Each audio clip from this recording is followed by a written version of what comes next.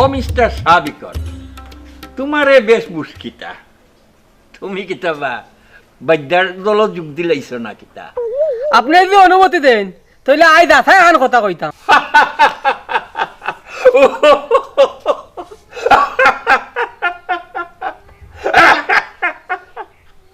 আপনি আসেন কি তাহলে? আমি আসি এখানে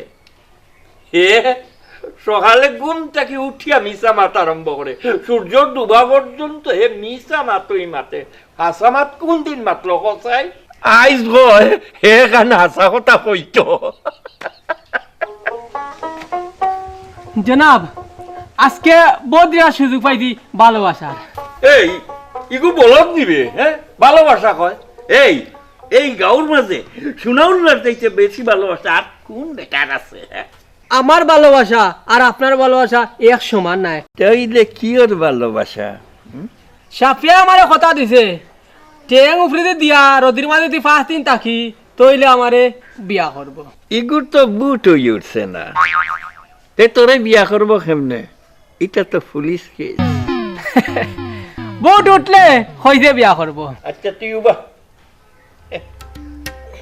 এই তোরে যে ইয়ে হইল 5 দিন ঠেং উফরে দি তুলিয়া থাকতে, হ্যাঁ এই 5 দিন ঠেং উফরে দি তুইলে তোর রক্ত উজাই দিব, এসে তো তুই ওই যাবে গিয়া, তে তোরে বিয়া করবো কিলা? ফুস আমিও তো কই ফুস। মুরব্বী, আমারও একটা আবেদন আছে, কোন দিন যদি মরি যান গিয়া।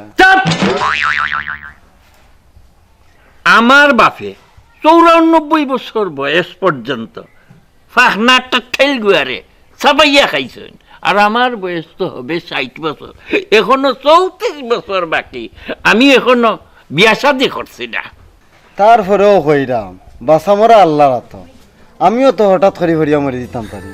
এইখান অবশ্য ঠিক। আপনার এত সম্পত্তি খাইতো কে?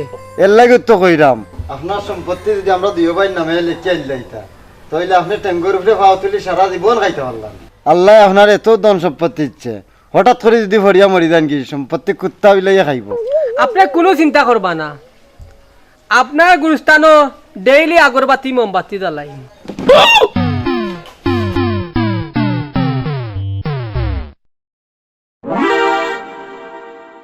তোমরা আমারে আজকুর রাতকুর সময় দাও, আমি একটু চিন্তা ভাবনা করিয়া তোমরা রেখইয়ার। আমারে আজকুর রাতকুর সময় দাও।